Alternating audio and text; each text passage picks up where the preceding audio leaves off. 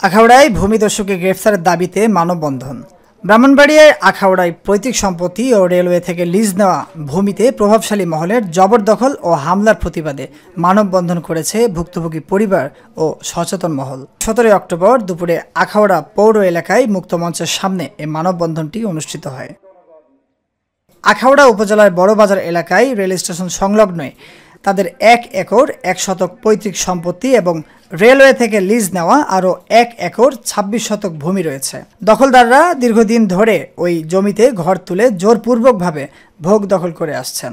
বিভিন্নভাবে থানা এবং আইনের কাছে বিচার পাচ্ছি না, তাকে গ্রেফতার করাচ্ছি না। সে আজকে বিভিন্ন সময় আমাদেরকে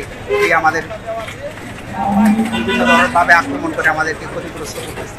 আমরা শান্তিতে থাকতে চাই, এই জন্য প্রশাসনের দৃষ্টি আকর্ষণ করছি, অভিযোগ্য যেন তাকে গ্রেফতার করে আইনের আয়তায় হোক, আমাদেরকে একটু সুন্দরভাবে বেঁচে থাকার জন্য সহায়তা করুক। ধন্যবাদ।